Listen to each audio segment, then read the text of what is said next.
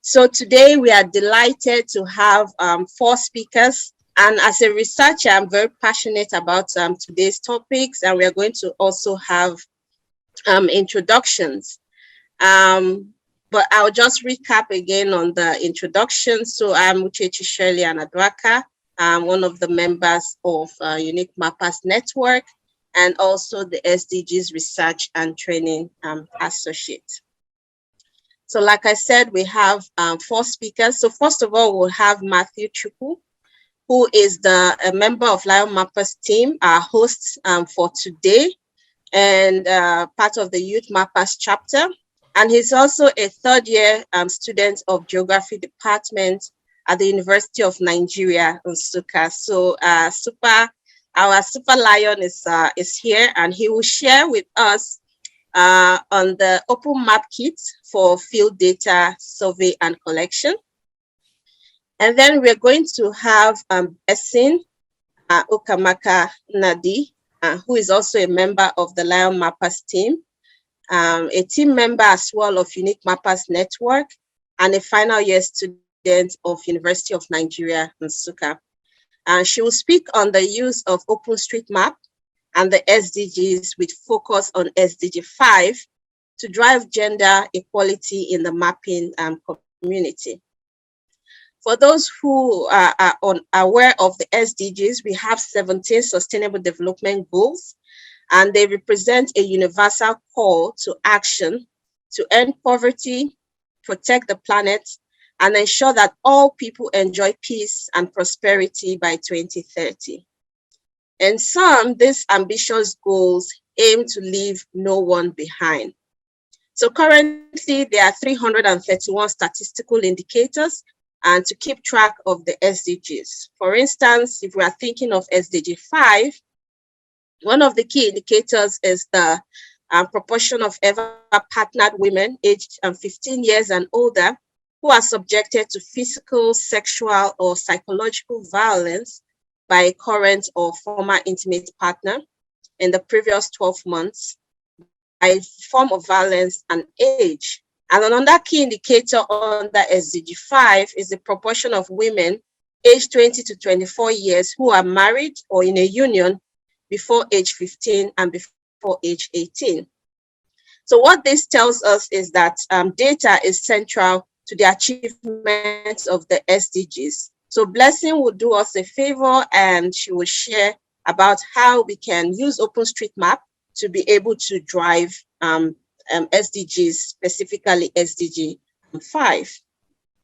And OpenStreetMap is actually a very good source of geospatial data.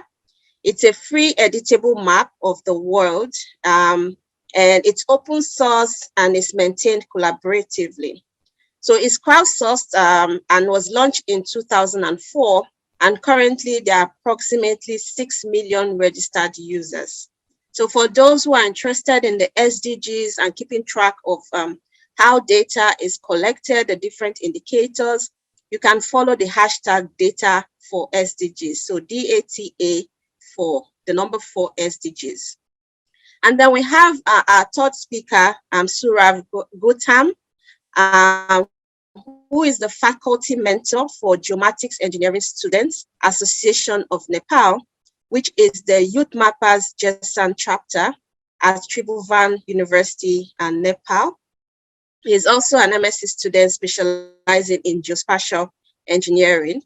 He works with OpenStreetMap and the Kobo Toolbox for mapping and field surveys and has 6 years experience.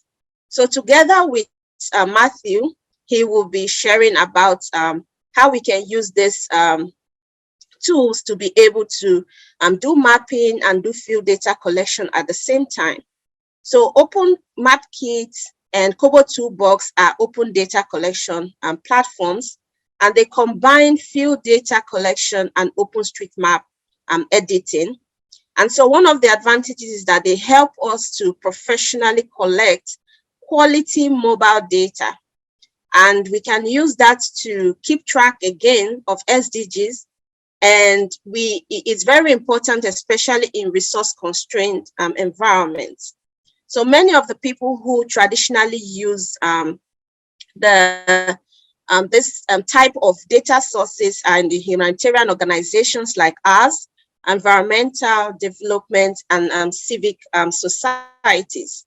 One of the key tools, reasons for using such survey methods over traditional survey methods is that it helps us prevent ambiguity about the place where the user is surveying. So for instance, you decide to collect data on flood risk locations. So you're able to keep track of the exact location because you use GPS methods. So it's very important, and many organizations within the development world are also using such toolkits. And then finally, we are going to have Daniel. So Daniel is the team lead and the president of the LionMappers team at University of Nigeria Nsukka. He's also a final year student of the Geography department in the same university. So Daniel will be sharing with us today about volunteerism, and will be giving us an orientation about volunteer membership and IT or intern opportunities. So most times, because I'm also an academic, most times when I talk with my students, I always advise them about volunteering. These days, a lot of organizations expect to see on your resume volunteering opportunities, because most times the classroom in its traditional setting does not enable you or does not directly or intentionally prepare you with the soft skills. But most times volunteerism does that. So it prepares you with career development skills needed in the competitive job market. It can help the volunteers create new skills, for instance, teamwork, challenging you to work outside your comfort zone, rejuvenating your passion for giving. It can also sharpen existing ones. And like I said, one of the key things is that it trains you outside of the classroom and gives individuals hands-on experience and opportunities to learn best practices. Another important thing about volunteering is that it helps with networking. Most times when you join or you go for seminars or workshops with people who have spent years in different companies, different organizations, one of the things that I've noticed that resonates each time I attend such sessions is network. And volunteering is one of the good ways to get these opportunities to get into the door. So face-to-face virtual networking is one of the important actions that an individual can take. There are many jobs that have been filled worldwide based on references through a network connection. For instance, there are people I haven't met before, but we are having the opportunity to network, and no one knows where we can take advantage of such opportunity.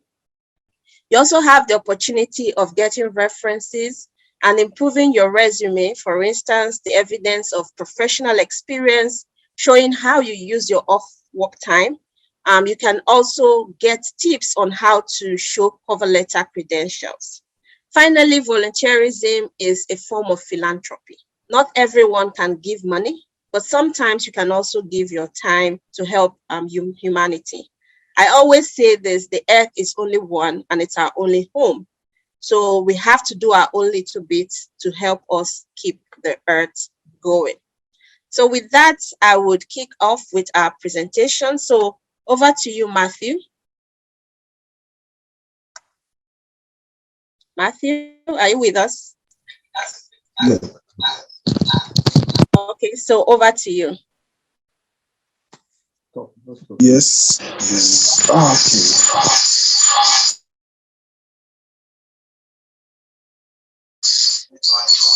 Yeah, good morning. I think someone then needs to turn off their mic so that yours can work. All right. Can you try again? Okay. Yes, please go ahead. Okay. Yeah, good morning. Yeah, my name is Mathew, and I'm going to present on how to use an OpenMapKit for field survey. So the basic key points that I'm going to run through is what OpenMapKit is, and what is field survey, how to apply OpenMapKit in field survey, then challenges and benefits. The thing is, I'm going to start with that, what OpenMapKit is for the benefit of those who have no idea of what it is. So OpenMapKit is just an extension of Open Data Kit.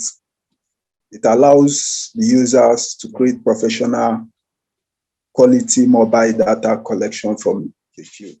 What that apps does is helps us to get information, get attribute data from field survey. And what field survey is when one actually goes into the field, him or herself, in person, to actually gather data, to gather information, to get those information that he will need to actually make to create a profile of a particular phenomenon or a building. Phenomenons like a building, let me say, trees or what have you, roots and all that. So with this being said, field survey. Okay, I've talked about field survey. I'll go to how to apply OpenMapKit. So in applying OpenMapKit, we know that we need to actually create a base map first, gather information and update the database.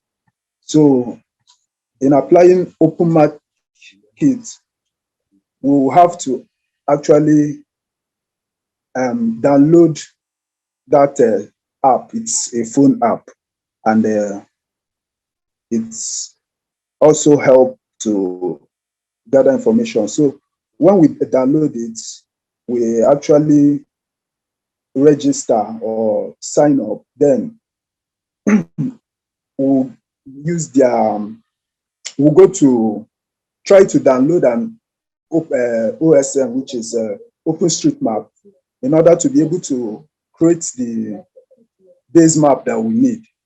And after downloading that OpenStreetMap, the next thing we'll do is we'll try to get our location on the app. And once we get our location, we'll also, another thing, before getting the location, we need to download a file. This file helps us to actually gather those informations. So depending on the files that we have actually downloaded, which will run according to what we need. So when we go to our OpenStreetMap, we mark the very structure that we want to update its information or put more attribute data to. And in the OpenStreetMap, that place where we are standing, or our base our base map will be in a purple form. Then once we want to actually update information on it, we'll click on the building. For example, that we want to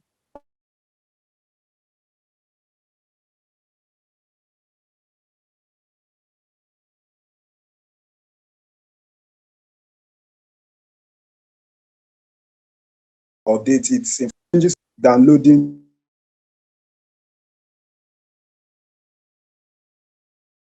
or we start infos or those data that we collect, trying to describe the building, what the building is used for. Is it a residential building, a commercial building, or individual? So with answering those questions to show the location and the use of the building, we are actually putting in informations or putting in data, that attribute data that will help the data structure. Then after that, what we do is we try to update the database, which is actually saving all this information which we have gathered. And with that, we'll go to the next one, which is the challenges we have with this thing. With that, the OpenMapKit, it's required consistent battery power, which is as a phone app. If your phone battery distance does not last long, you might be in the field while you are working, and you go offline, and it will be bad for whatever the information or the process. So you could lose reception. Once you are working with internet, and maybe you are in the field, and the place where you are, you don't have not connection, or you lost connection, it can also tarnish what you are working on. And then the benefit is that it makes field survey very easy. Now, since it has been embedded in a mobile phone, it's something that you could update as you go along. As you carry out your survey, you are updating it instantly. So it helps to make the field work very easier. Unlike when you go before, you get everything on a piece of paper or on a logbook, and then you come back and you try to put them into the system and try to update them. So this very one tries to make it very easy. Then it contributes to the updating of OpenStreetMap and OpenDataKit. So with OpenMapKit, you can actually contribute your own quota to updating of OpenStreetMaps because of the information you get. And also it reduces human errors in data collection because of the way it has been processed, and supports work from convenience spots. As an internet-based or app-based software, something that you can do wherever you are. You can just log in and work with it. And that is all I have for today. So thank you. Thank you so much, Mathew. That was very enlightening. So currently we have just under 9 minutes. So I'll suggest that we log off and log back in, but please check the chat box for the corrected login ID and password so that we can log in and have a full 40 minutes. Then while we are doing that, we think about any questions we have for Mathew. I have a couple of them already. Like when we log back in, Mathew, we can ask our questions to you. So please, can we log out and log back in? But please don't forget to take the meeting ID and the passcode from the chat box. So it's me that will talk now.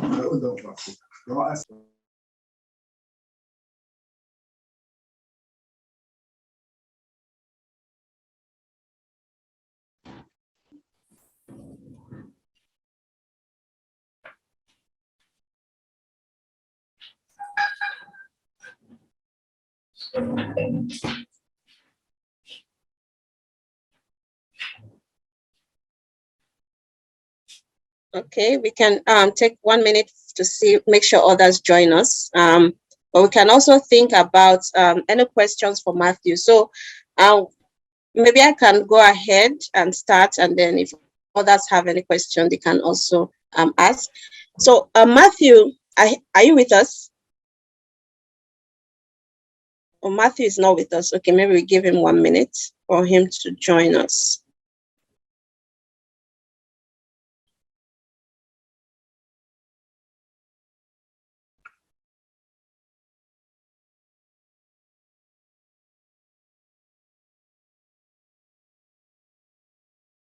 Okay, Daniel, okay, still connecting. Right. Mathew, are you with us? Yes. Okay, so I wanted to ask, you mentioned that one of the disadvantages is the loss of reception. So in your own opinion, what can a researcher do at that point? So you're working on the field, you lose reception. Are you aware of any mitigation strategies? You need to go and keep it back up. This thing is, while going on field, I will advise that the researcher should go with a backup system, maybe another mobile phone or whatever, in order to be able to do that, or go with a power bank where the person can actually plug into actually, okay, for reception, you just need a backup phone or a backup plan. Oh, okay. Thank you for that. Does anyone have any other question for Mathew?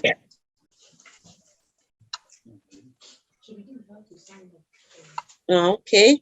I've downloaded the app immediately, so I'll go through it. So thank you so much, Mathew, for sharing that. So please stay on board so that you can also benefit from the other speakers.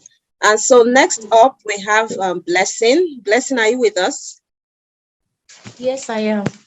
Oh, okay. So Blessing will be talking to us. For those who just joined us, Blessing will be sharing her 2 cents with us on the use of OSM in helping to drive the SDGs. And her focus for today's discussion will be on SDG 5. So Blessing, over to you.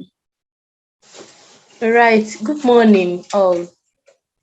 My name is Morning. Blessing Nnnadi. I'll be speaking on using OSM to accomplish SDG 5. And when we talk about OSM, we mean OpenStreetMap. And then for SDG 5 is one of the 17 goals. Like you said earlier on, there are about 17 goals that we have, which include goal 1 is no poverty, goal 2 zero hunger, goal 3 good health and well-being, goal 4 quality education, goal 5, which I will be hammering on today, is gender equality, goal 6 clean water and sanitation, goal 7 affordable and clean energy, goal 8 decent work and economic growth, goal 9 you have industry innovation and infrastructure, goal 10 reduce inequality, goal 11 sustainable cities and communities, goal 12 you have responsible consumption and production, goal 13 you have climate action, goal 14 you have life below water. That's when you talk about aquatic being, that is organisms that stay in water. When you now put them into consideration, goal 15 you have life on land, that's terrestrial, goal 16 you have peace and justice strong institutions, and then lastly partnerships to achieve the goal. Because for all these things, you can't achieve them without partnering with others. It's like a teamwork. It's not something that one just go individually and achieve on a spot. It's something that, just like the unique mapper, it's like a teamwork. So from the slide we have there, I said that Sustainable Development Goal 5 concerns gender equality and is 5th of the 17 Sustainable Development, which was established by the United Nations in the year 2015. When we talk about gender here, we mean the male and the female folk. Now, what we are trying to accomplish here is now how to equalize them so that there won't be any kind of cheating.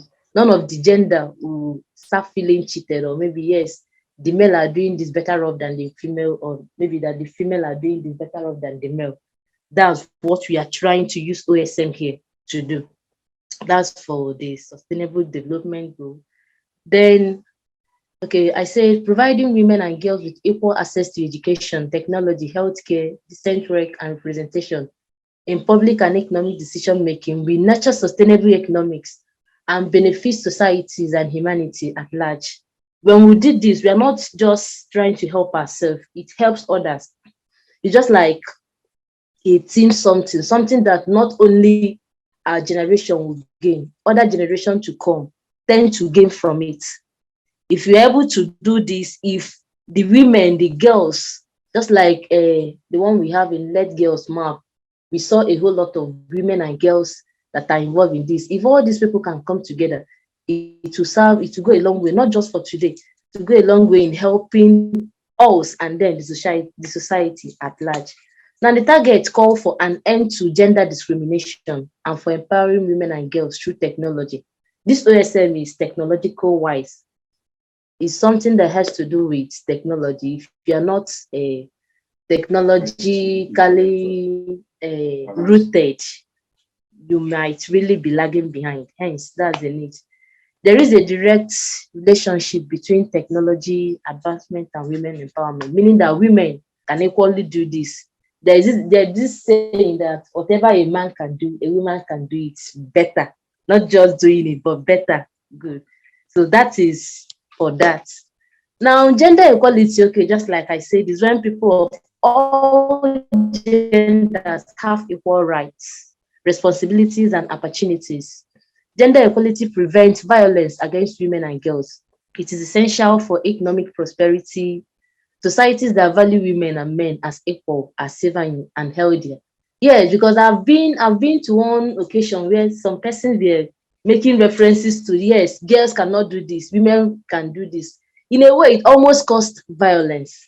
This is what OSM is trying to prevent, not just for today, but in future. Now, what is this OSM that we are talking about? OSM is an abbreviation for OpenStreetMap. And what is OpenStreetMap? It is a free, editable map of the whole world that is being built by volunteers, largely from scratch and released with an open content license.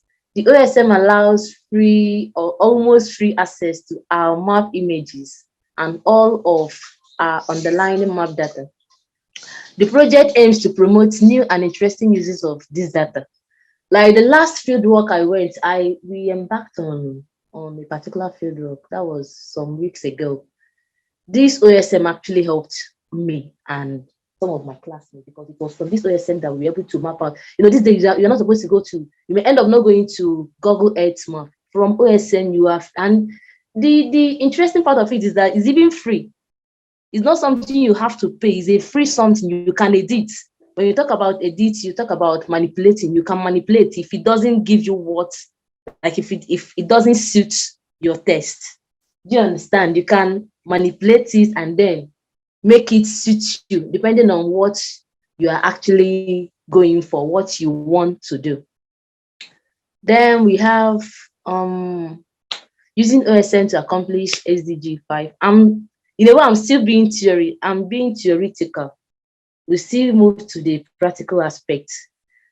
Our gender equality project prioritizes involving all members of society in decision-making processes. This means empowering female mappers. Just like that's in LionMappers, we have it's quite unfortunate that I couldn't add the pictures. We have some ladies, we have some girls that have joined us so far, even though we are still lagging behind in a way, but we believe with time, everything will catch up to what we expected. Supporting people's projects which promote equal rights. Yes, OSM doesn't just, there are so many advantages one tend to get from OSM. Like this thing is very, very interesting. One of the interesting about seeing, it doesn't only help in gender equality, it helps even for projects. You can get the project up, you can provide local communities with the resources they need. That is for people that have not yet known what OSM is. And you can even train to encourage equal participation in their initiatives. Okay. Then move over to what can you do? This question now is for the female gender. What can you do? That is the question. Let Girl Map is a youth mappers campaign with special emphasis on International Day of the Girl, which is always on every 11th October. And it features mapping efforts that support women and girls issues and strives to build inclusive mapping communities for female student mappers around the world. Now, this Let Girls Map from the world, we know what it means. It's a forum whereby it's just for the female gender. It's more of girls, where you have people, that's where you see people that actually believe that what men can do, that female can do it better off. That is that Let Girls Map. Let Girl Map aims to motivate and encourage female mappers to participate in mapping. It also promotes that everyone can create and sustain gender inclusive mapping communities and to pay attention to how the act of mapping can especially support the needs of women and girls around the world. Now, I want to be practical in this one. You can decide to map out the number of female schools. You know, this OSM, it goes a long way. It doesn't just, there are so many things you can do with this OSM. It prevents violence, it prevents sexual harassment. Let's say we try mapping out the female schools in my locality, which is Nsukka. It will go a long way in, because when you don't map out a school, there is no how you know. The importance of mapping out a school is for you to know the exact location where it is located at. Now, this Let Girl Map, mapping out the location now will help in reducing the sexual harassment, even kidnapping amongst the female schools. That's for the practical aspect of it. I don't know if we are getting ourselves. Then, did you know girls' education and women's health empowers a nation's development? Recent research verifies that there is a strong linkage between women's education and international development. There is an important relationship between women's access to health service and economic productivity. All these things are still geared towards the importance of allowing girls and making it like is trying to bring out the importance of female gender mapping. What's the society, not just the girls, we are not trying to discriminate any gender here. What the society at large tend to gain if girls are involved in mapping. We have how can mapping help? Okay, adding openly available spatial data about where schools and clinics are located improves knowledge and access to quality education and health services. Adding specific attributes about these important features helps education and health providers, as well as governmental and civil society actors that promote them. We can also decide to map out maternal hospitals in my locality. Yes, I can decide to map it out. The importance of mapping it out now is to know, maybe you can decide to map it out and then know, that is to know if there is actually a service of antenatal, whether antenatal services is going on. You can create out, because there are so many things embedded in this OSM. You can create out an attribute table and then fix things for yourself. You can query the table and then to get more information that you wish to get. Yes. So I want to be more practical now. For how do you sign up as a fresher? How do you sign up to OSM? Rightly before the plus, I don't know if, I'm sorry, I couldn't upload this to my slides. Okay, you go to www.OpenStreetMap.org.ash-map. This is where I'm doing this now. Then for how to sign up, you have before then, that's for a fresher now, because I know before when I registered, I found it difficult a bit. I had to call some of my colleagues, even the national coordinator, to help me out, of which they did. So how to sign up as a fresher, you have before the plus sign, you see, or before, like at top, you still log in and sign up there. You get, that's how to sign up. And the importance of signing up is for you to register and become a father. Okay, are we there? Great. Okay, that's for sign up.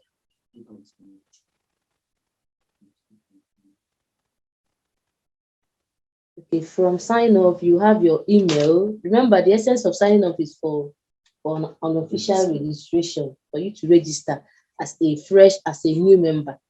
I said earlier on, I found it difficult. It was my national coordinator and then my team president that helped me out. So when you sign up, you see your email. We ask to confirm the email. You have your display name, that is the username you would like to use, and you also see your password. That's the password you wish to use. Of course, it should be secret for convenience sake. That is for OpenStreet. Now, how do you map in OSM? How do you map in OSM? Because, like I said earlier on, OSM is embedded to QGIS. But I'm trying to do something so that we can follow the first OSM.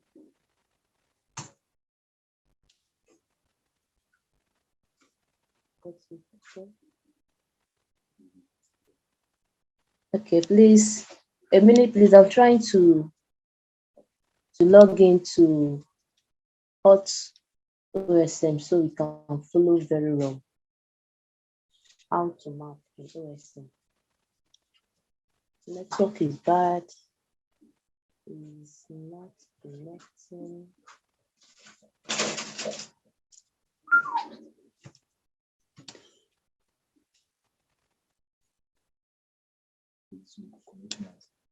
Okay.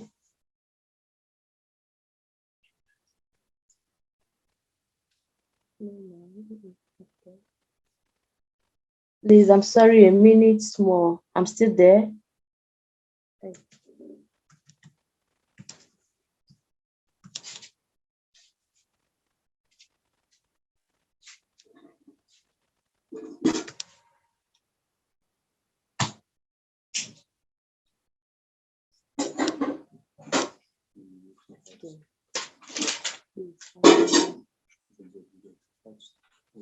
Now I'm at hot. If you can log in, now it's hot www.hotosm.org. How to map, start mapping.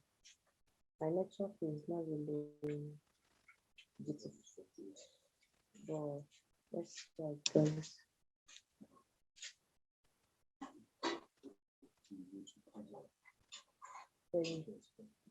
Go to explore projects. Now, like we say, this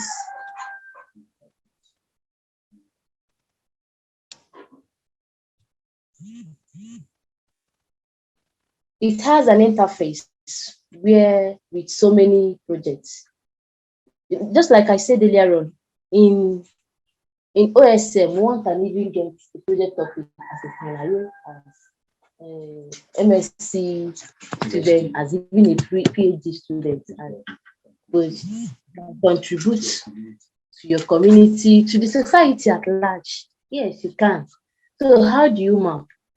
Because OSM is embedded in QGIS. One, just like I said before now, the last fieldwork I embarked on, it was, I downloaded a data from OSM.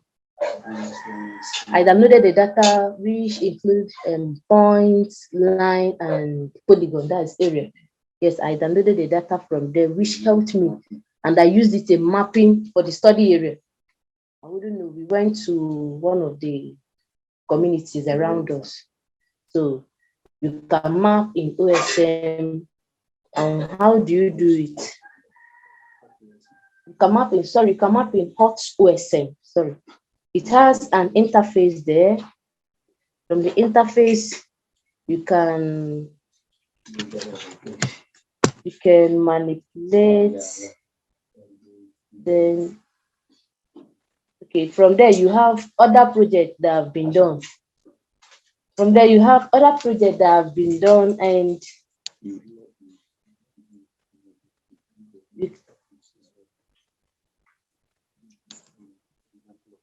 example of a project we have here, you have Delta State Citizen Science hackathon for vulnerable flood communities in Warri.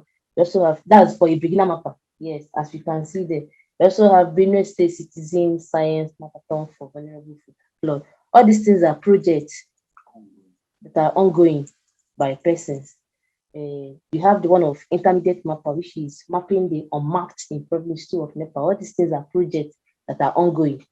That is to show that we can map in hot OSM.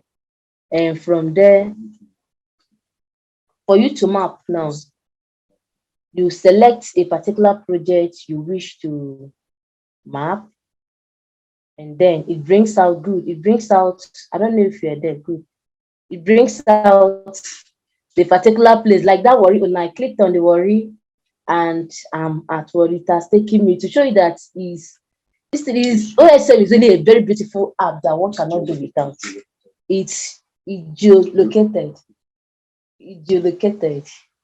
Okay, and you now go to contribute. That's if you want to contribute to already this thing, now go to contribute, and then you sign. Okay.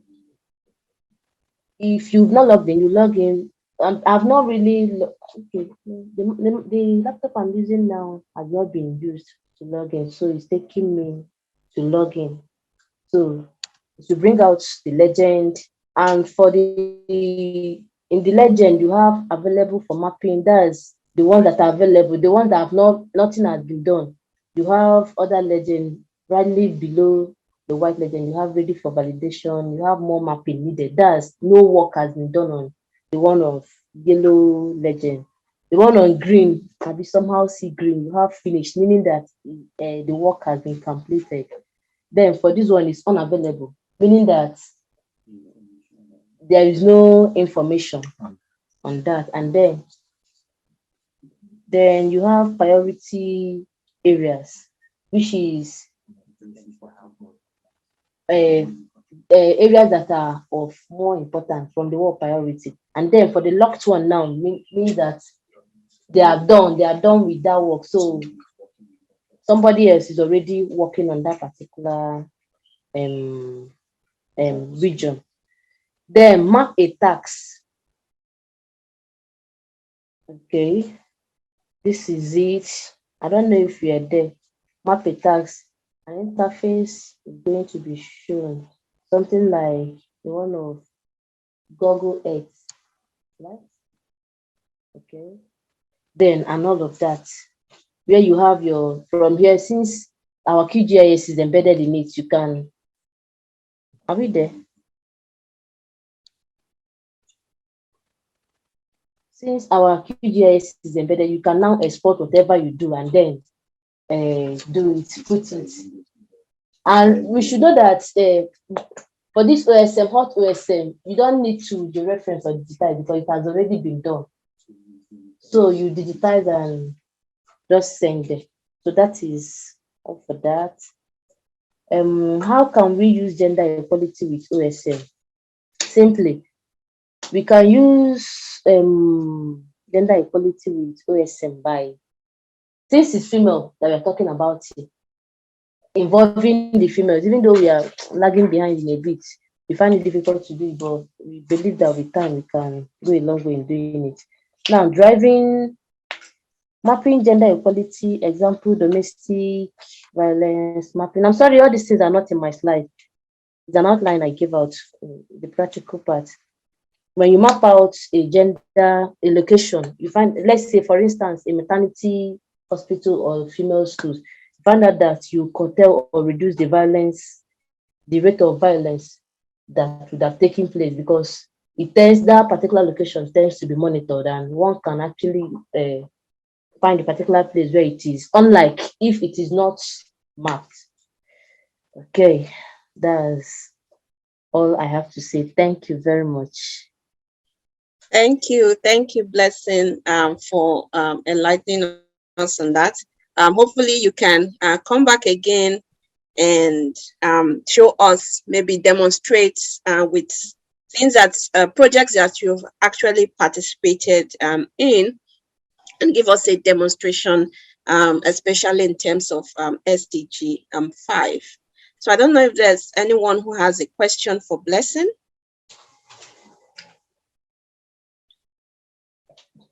Okay, so while we are thinking of our questions, I would ask mine. So while you were speaking, Blessing, you kept mentioning that, yeah, even though the girls are lagging behind. So like I said, I'm a researcher, I'm also a woman. So gender equality is one of the SDGs that I am very, very passionate about. So my little understanding in terms of this issue of gender inequality, especially when it comes to the geography and technological space, is one that is quite intriguing, because literature has documented that when it comes to volunteering in general, women are more likely to volunteer. When it comes to the technology or geography space, you find out that there is male participation bias.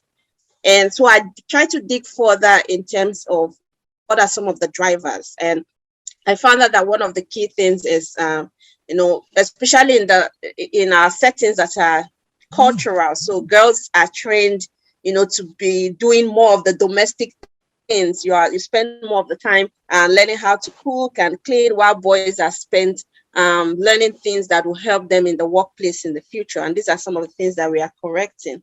So there is that idea of boys, there's that misconception that boys are naturally disposed to computer and technology skills.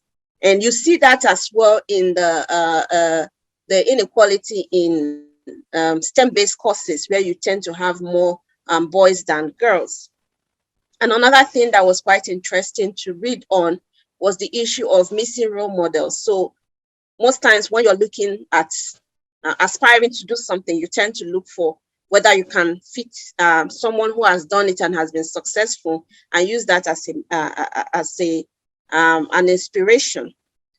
Because you hear most times people who want to study economics, like I did, will use Okonjo-Iweala as their guide to say, oh, she has done this, so I can think towards that aspect. But you being on the field and being a member of LionMappers team and Unique Mappers as well, what are some of the challenges or some of the perceptions about girls preventing them from joining your organization? Do you have anything to share on that? Okay, thank you, Ma. I feel most of them there is lack of understanding. Some of them get busy, just like you say, with domestic, and then all those women associated stores. They see this as something that is meant for guys. You understand? It takes a woman that knows what she actually wants to go in for things like this. And most of them feel that anything that has to do with ICT, technology, and all of that, when it comes to this, because this OSM and hot OSM, that thing is technological inclined. So most of them tend to push it to the male gender. Do you understand? So that's the major challenge. The other ones. Thank you so much. So, Mr. Sunday, as SDG 5 is one of our mandates, so maybe we can write proposals to drive women inclusion, and people like Blessing can be our ambassadors, and we go talk to girls and tell them that it's actually not a space for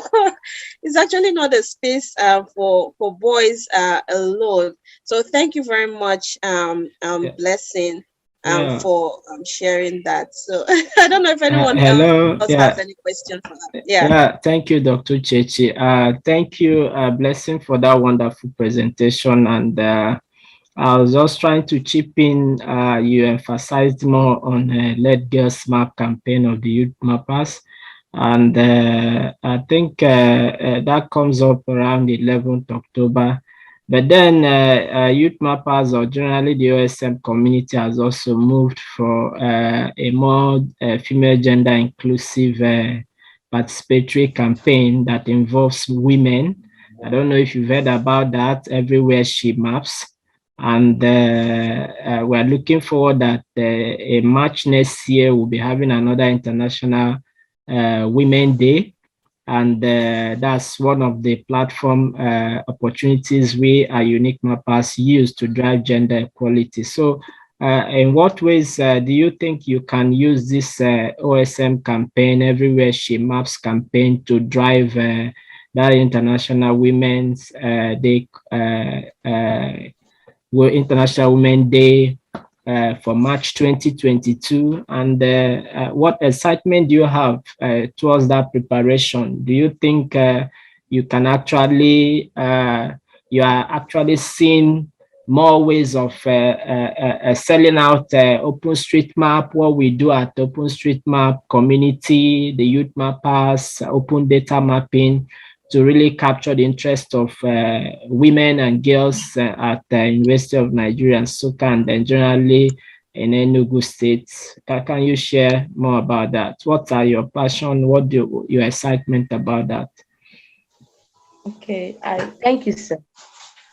I feel one of the ways I can help in doing this is creating more interesting awareness that can entice the female gender. You know, we gender, we like enticing things. Though it's going to be somehow difficult, but making it interesting and then enticing will go a long way in driving them close to it. So.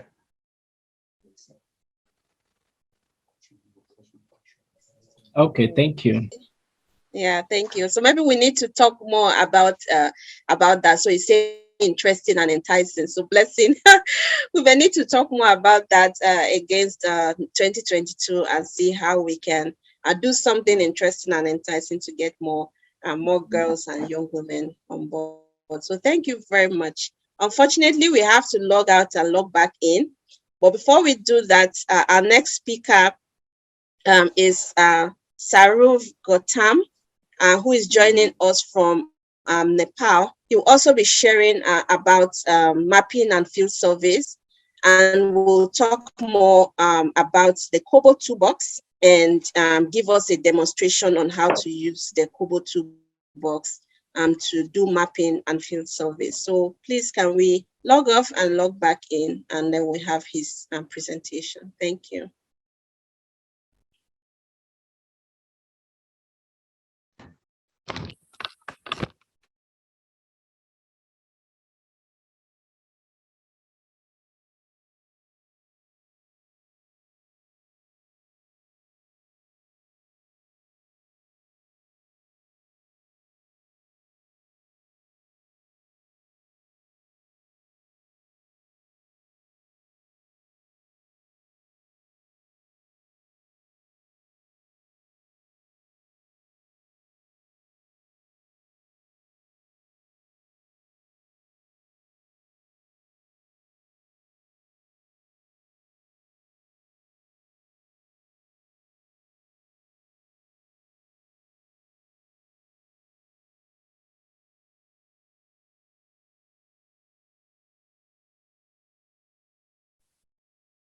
Thanks, Surav. I hope I'm pronouncing your name very well. You're mute. Oh, yeah. Yeah, that's good. Okay. Yeah. I should have asked at the beginning how to pronounce your name. So pardon me for that. Yeah, so you, so while spelling your name, Dr. Chechi, right? Yeah, Chechi, So yes, that's you fine. is, I find that Asians pronounce my name very well. I used to have a lot of Indian friends during my masters, and they just get it. Unlike especially from the South Asia. Here they don't even bother, they just call me Shirley. Yeah. Okay. Yeah. Yeah. So you are so you said that you are based in Hong Kong, or you are in travel? So no, I'm currently based in Hong Kong. I've been here for 5 years now. okay. Yeah. Yeah. That's good. Yeah. So take a minute to wait for others to join us, and then you can go ahead. Sure. Okay, so I'm also able to share my screen. Yeah, that's great. Okay.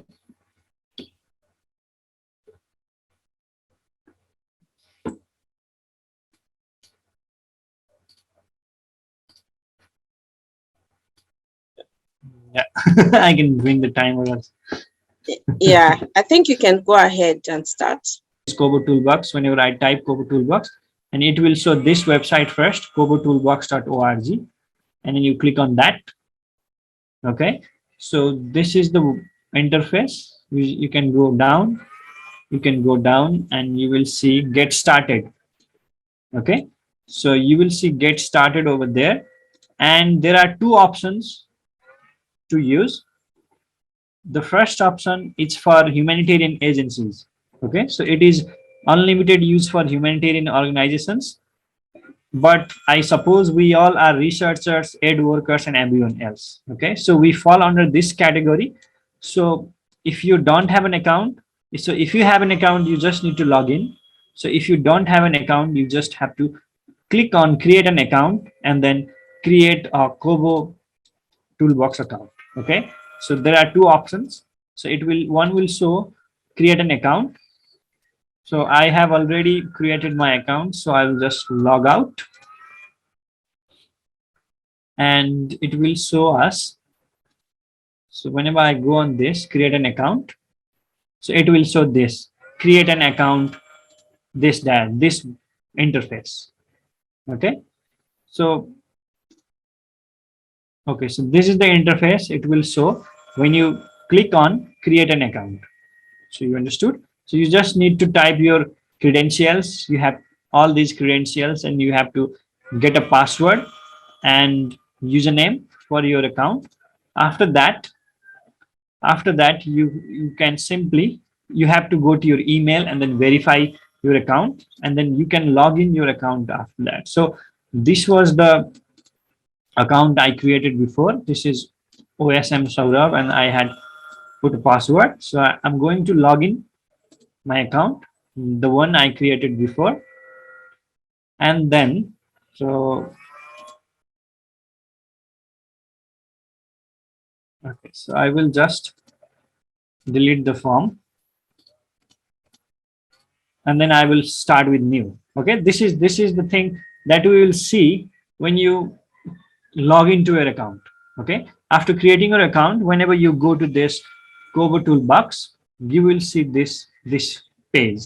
Okay, so after that you have to click on this new. So there is a new option, and I will show you how to build a form from scratch. Okay, so after logging in, you will go to this interface, and you just have to click on new, and it will ask you what do you want to do. For this purpose, I am going to build a form from scratch. Okay, this is the most easiest way to create a form. So this is our project would be. So yeah, unique mappers survey, right?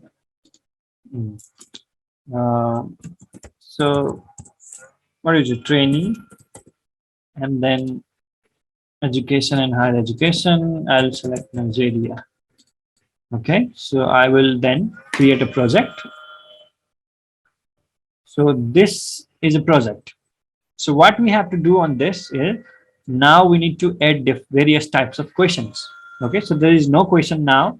So if you click on this plus button, this blue plus button, so it will show you various questions.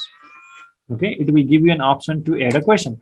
So what type of question or what type of answer do you want? Okay, so if you're so whenever you are going to give various options, and then you want them to choose one, right? So you want to give options to choose many answers, or you just want them to write a text, or you want them to write a number. So what type of question do you want to ask? So the first question would be name of the surveyor. Okay, so I'm just doing it for training purpose, name of surveyor. So question, so this is the first question, and the type of answer would be on text. right? So next question would be, so you can add date and time, right? So date and time will be so automatically added. The option will automatically show the date and time. So now our option would be to take the coordinate of the place. Okay, so we want to know, we want to go on various houses, and we want to know how many stories the house have, and what type of building is that house. Okay, so it would be where this house is. We will get the GPS coordinate by clicking this point option. So house coordinate, right? So our another question would be, so this is the name of the surveyor who is going on the field. This is the date and time the surveyor is taking answers, and this is the coordinate of the house that surveyor is collecting. Okay, so next question would be, select one. It would be number of stories of the house. Yeah, so number of stories. STO. Yeah, so it would be 1, 2. So we can add various options, 3, 4, like that. Okay, 5. So we suppose that the area our surveyor is going to survey, we have the highest number of stories, highest number of building labels is 5. Okay, so this is just supposition. And then we can add another question. So what type of question do we want to take? The house number. Okay, so we want to take what? House number. So just like this, we can add various questions, and after finishing our form, so we can just save the form. Save option is here, so we can save the form, and the form will be successfully updated. Okay, so we can close this, and now we can see is a form which is in draft. So the name of our form is Unique Mappers Survey. So whenever we go and see on a draft, so we will see a form. So this is the form. This is the version 1 of the undeployed form. This is Unique Mappers Survey. The summary would be shown here. Nigeria training, right? This is Unique Mappers Survey. This is the form, and the next thing we need to do is deploy the form. Okay, so deploy the form. So it is now sent to our mobile device. So what we have to do now is we need to download Kobo Collect app on our phone, right? So we need to download the Kobo Collect app on our phone, and then we need to know our OSM ID and password. Okay, now I will show you how to use that form on mobile phone. Okay, bear with me. I will try to cast my phone screen.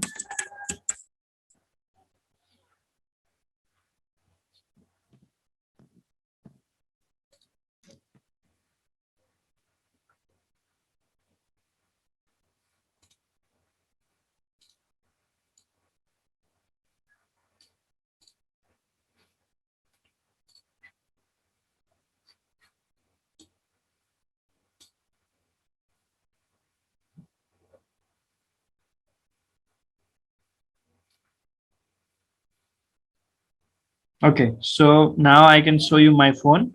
So this is the app. This is the Kobo Collect app, so that I was talking about.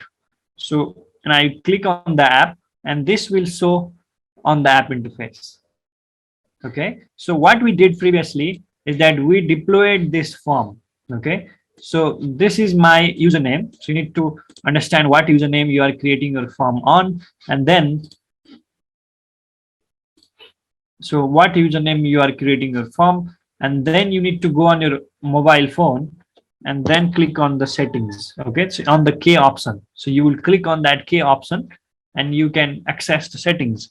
So on the settings you will see server. On the settings you will see this URL. Okay, so on the server settings, so I will just go back. So this is the settings, and on the server setting you need to type the URL. Okay, so on the URL, the last, this is the default, and then after that form, you just have to type your username. Okay, this is my username, and on after this slash, you just need to type your username. Okay, and then there is an option to enter your username and password, right? So this is the thing that you do to set up your Kobo toolbox. So I'll just go back, and now we need to get blank form. Okay, so we created a form named Unique Mappers Team, and now we have seen the form. Okay, so we need to click on this form. So we need to click on this form, and then we need to click this get selected, right? So after clicking on get selected, so we will see the version 1 of this Unique Mappers survey, right? So now we have downloaded the form, right? So we have already get the form. Now we need to do, what we need to do is fill blank form, right? So we need to go on the field and we need to collect data, right? So this is the fill blank form option, and we can see Unique Mappers survey. This is the version 1. So we will click on this form and we will type the name of the surveyor.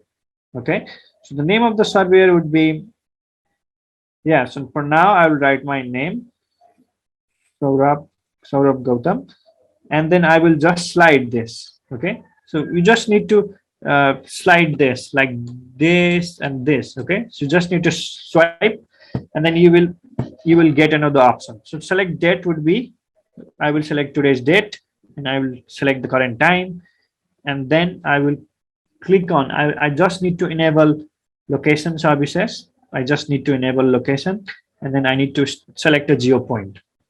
Okay, so now I'm inside room. The accuracy would be less than 20 meters. So I will just, if I'm outside on the open, it would be 3 to 4 meters. So I will just select the geo point, and this is the location of the place I'm now. And now I need to click on another thing, the number of stories of the house. Okay, let's suppose the house that I'm surveying has 3 stories. The next part, the house number is 21, right? So I have just filled all the questions that my survey wants me to fill, and then I will save form and exit, right? So I have filled a blank form, and now I have saved and exited the form. So there are another options. One option is to edit saved form. So if I want to make changes, like I want to change the number of stories of a house, I will just go and select 2 stories and I will save it. Okay, so I will save the changes, and then I also have the access to change the information that I have filled. So now I have filled the information, and I would like to send that information to the server, okay, to my account for my computer to visualize it. And it will, I need to select on send finalized form, this option, send finalized form, because I have filled one form. So it will show send finalized form. I will click on this, and then I will send selected. Okay, so my result is uploaded. Okay, so let me disconnect. Disconnect my mobile phone and then show you the result on our Kobo account, right? So this is, I just need to refresh this. This is our deployed form. This is the unique member service form, and then one response has been collected. Okay, so summary shows that one response has been collected on our form, and then we can just see the data. Okay, so this is the task that I have done. So I wrote my name and I entered the date and time.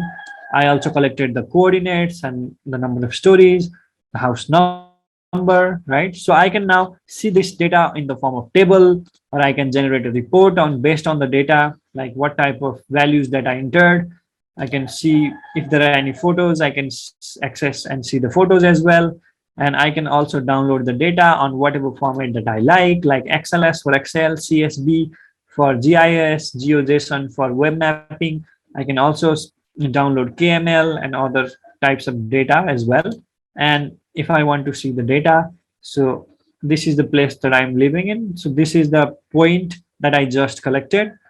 So yeah, I can also see the map, and I can also change it on based on the heat maps view. You can also like change the base map as well. So you can see the satellite imagery of the place that you have collected your data as well.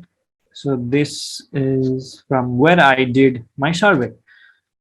So yeah, so that's all about Kobo Toolbox and how you can create an account, create and make settings, create an app, and then collect data, and then visualize the data using Kobo Toolbox. Okay, thank you. Back to you, sorry. Thank you so much for taking us through about the Kobo Toolbox. So I've just been trying to follow along with you on my mobile phone. So that was really, really helpful. I don't know if we have any questions from the floor about the Kobo Toolbox while you're thinking about your question. One thing that is intriguing, so in research, we're always coming up with great ways to collect data. From the look of what you presented, it seems that it's interviewer administered, right? So correct me if I'm wrong, because I know there are other traditional virtual software tools like Portraits. Is that possible? Can we use the Kobo Toolbox to collect virtual data? So for instance, can I share this survey to somebody to fill it on their own, Yes. or does it have to be done by an interviewer? Exactly. You can share this survey with anyone. Like you can just use this survey as a Google form as well. So you can send the web link. Yeah. So you can do it in any ways. One can, yeah. And also you can set up your team. You can share the same form with the number of people that you want to deploy on field, like 15, 20 or 100 people. They can just use the same questionnaire and they can all send the data to you, and you as a researcher can use that data on visualization on any type of analysis. Wow, that's nice. The second question I had was, is there a way to deal with language issues? So does it have that component for you to design questions? So do you just write, for instance, use name of surveyor? Is that just fine to use the actual name in your language, or is there a translation mechanism in the software? I'm afraid that I don't have any knowledge about that, but you just use your mobile phone to input your language options. I think I can use I can write the answer on my language as well, because I am permitted to, and as long as it is on Unicode, it will be shown to your website. So yeah, so but what you can do in case of language translation is that you can get those answers in one language, and you can now the Google what is that, translator? Yeah, Google Translator, as well as on Google Sheets you can use few commands or few codes, few options to actually translate that answers in one language to another language. So it is easy now. You can use Google Sheet, and then you can in like Excel, like using few formulas, right? So you can just do that, change from one language to another, and then your all answers will be changed. Yeah, thank you so much. That was really amazing. So any other questions from the floor? Okay, so thank you once again. So we have two more speakers. Unfortunately, we'll have to log off and log back in again. And this time we are going to be talking with Daniel, who is the team lead of LionMappers-Nsukka. And then we'll have Mr. Sunday. And Mr. Sunday says he has questions for Surab. So when we come back, we are going to still have you answer his questions. before we talk to Daniel, and then Mr. Sunday will close up by talking about what we do at Unique Mappers. So hope to see you in a few minutes.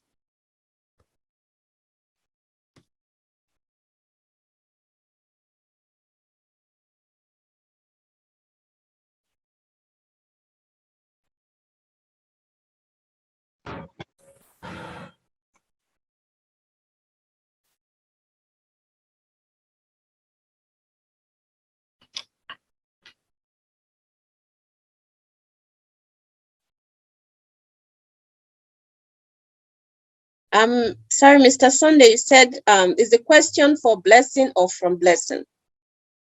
Yeah, I think it seems Blessing wanted to ask a question. And from my end, I think that's a good presentation from Surav. I don't know if he was able to connect that with QGIS, OpenStreetMap data, especially the map aspects, overlaying the data attributes to OSM, so that it will be easier for you to really, provide, visualize the data collected over a particular area. For instance, the building that was specified, how do you show the attribute data of those buildings on the map when you want to query on that point, so that you can actually see the data about that point, attribute data about that particular building. I think maybe you could just go a little further to that, so that it will be well appreciated. And like him, you also asked about question about translation. I think there's also a point there where you can actually do a translation of some of the survey questions there to any language that you can. So it's available there, I think so. Yeah, Surav, thank you for that wonderful presentation. Maybe you can throw more light. I didn't know if you was off, so maybe you just give a little connection to extracting especially the map from the map showing the point of collection. How do you actually extract it? So that you can make use of that and so on.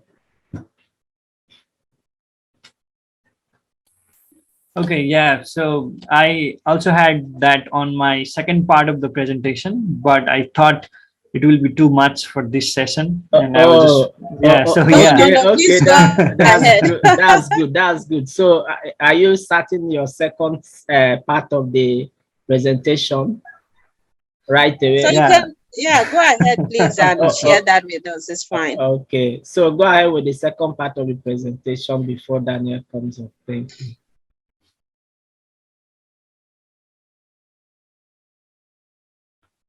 Okay, so I think you need to give me permission to share my screen.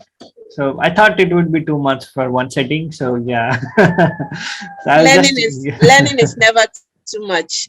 You learn until you are dead. So yeah, that's why we are here. So please feel free. Give us all the information you have to empower us. Okay, thank you. So okay, so this is my screen. So yeah, so this is the data that I have collected, right? So I just only collected one data. So this is a single point, right? So just a single point, but whenever you go on a field, you can collect many points, like hundreds and thousands of points as well. And the option would be to download that data in the form of CSV. Okay, so I would like to download that whatever I collected previously on the format of CSV. So I would export it, and so it is showing me processing, and now I can download that. Okay, so this is uniquemappers.csv. This is the data that I had collected or surveyed. Okay, so let's open what it is on this form. So it shows, it opens an Excel form, and then it has our this header. It has our headers of what is this, the questions or titles, and then we have our answers over here.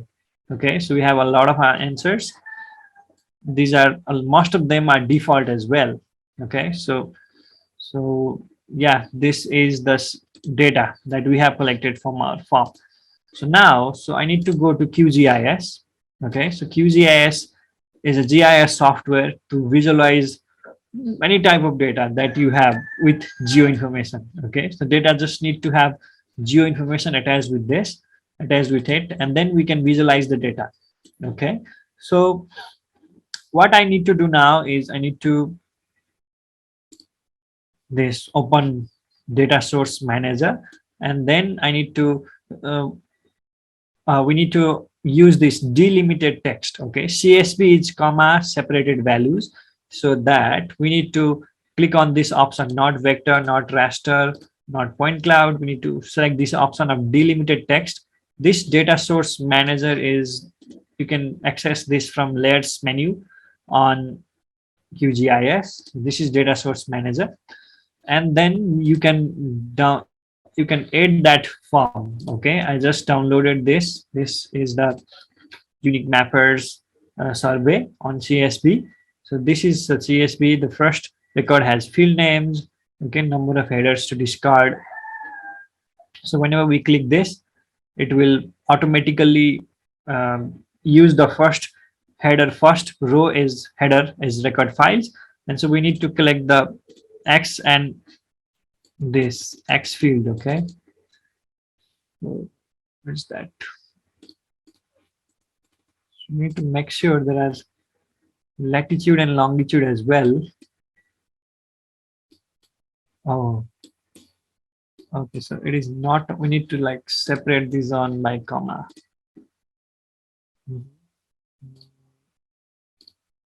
Custom delimiter. Let me see if this has anything as well.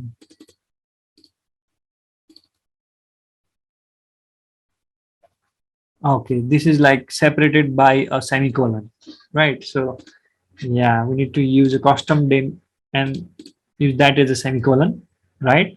So now we can see our like different sections are separated by a semicolon. You can see that, right? So it is a semicolon, and then it is separated by another semicolon like that. So our file format has custom delimiters. It has a semicolon, and then there is the first record has field names, and now we can automatically see the X is longitude and Y is latitude. Okay, so we can automatically see that, and now we can add that data as a layer. Okay, so it is okay till now, right? So our custom delimiter was a semicolon. So now this is the place, this is the data I collected. So let me add some imagery. That quick map services, or I can directly access OSM imagery from here as well. So add layer to project. Okay, so I'm using a base map as OSM. So this is the place that I used my survey. Okay, so let me change the visualization of this marker. Yeah, star, make it quite bigger, change another color. Okay, yeah, so this is the place that I collected my data, right? So I'm at this position, and so whenever you make a survey, you will get a different points or different files, and you can also access the attribute table, open attribute table, and you will see the different file formats, and you can just arrange and visualize the data according to your results. Okay, so that's how you can connect the data that you have surveyed, and you can show that data on map. Okay, you can create a map from your surveys. So this is how you connect Kobo with OpenStreetMap. And then I also have another part to share with you. Another thing would be, how can you export, how can you access OpenStreetMap layers directly on QGIS? So for that, you need to go to plugins and you need to manage and install plugins. So I will tell you a few plugins that would be helpful for you to access OpenStreetMap data. So one would be, so the very popular plugin to directly download OpenStreetMap data on QGIS is QuickOSM. Okay, so you just need to go to plugins and then click on manage and install plugins, and then you search QuickOSM, right? So this is the name of the plugin, and then you install the plugin if you haven't installed it. And after installing the plugin, it will show something like this on your toolbar. So this is the QuickOSM, and then you first need to know the different elements on the OpenStreetMap, right? So you need to know what are the different data models, or what are the different key and value pairs on OpenStreetMap. You need to know how OpenStreetMap tags a building, right? So the key would be building, right? So, and then the value would be S, and it will show anything on OpenStreetMap. Every building will be tagged by this value. Okay, so I just want to download the buildings on this area. Okay, so the building enclosed on this area. So I have written this in canvas around. Or if you want to download buildings of your city, right? So you can just type the name of your city or town or village here, and in this in button. So I'm now using this canvas extent because there are a lot of buildings in OpenStreetMap and you just want to give pressure to your computer or laptop. Okay, so I'm just downloading few buildings here, and then I will run this query. Okay, so I will run this query, and after finishing the query, it will show the buildings that are in my extent. So there are how many buildings? So let's go to the attribute table and then count. Around 21 buildings are there. Okay, so this is how I can directly download the data from OpenStreetMap, right? So this is how you do it. So these are the different buildings that are on the OpenStreetMap.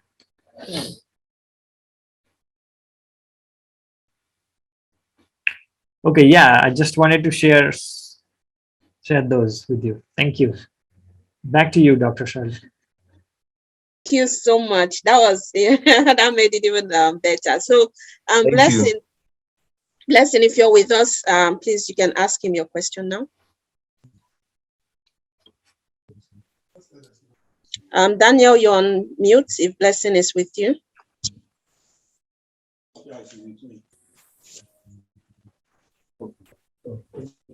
Blessing, over to you. Yes, I was actually trying to say that his presentation is more of a practical use, and I commend that. Thank you. Someone has to unmute themselves. Nanya, please mute yourself so that we can hear Blessing. Thank you. Blessing, please go ahead. Okay, I was actually trying to say that syllabus presentation is actually very practical, and I commend that. Thank you very much. Did you hear that? Yes, you're welcome. So you can also connect me on any social media platforms. So I'm on Facebook, Twitter, Instagram, anywhere. Yeah, and we can interact. Yeah, that's amazing. That's networking. Like I said at the beginning, the goal of volunteering, we are all here as volunteers, and the advantage of that is networking. So as young people, I would advise you to connect. You never know where you have opportunities to engage, write proposals together, and seek out funding. So please definitely connect with each other and also engage in knowledge transfer. And if you have something to share with us at Unique Mappers anytime, please go ahead to always, you can also add me. I'm on LinkedIn. You can also contact Mr. Victor, and we'll always have our meeting room open for you. If you have a presentation and you want feedback, we are definitely available for that. So over to you now, Daniel. So just giving us straight into volunteering. So Daniel will talk about volunteering and how we can benefit from volunteering. So over to you, Daniel. You have the floor. Morning, all. Yeah, I'm Daniel Akro, undergraduate student of the University of Nigeria Nsukka. I'm also a team leader of LionMappers-Nsukka. Let me share my screen.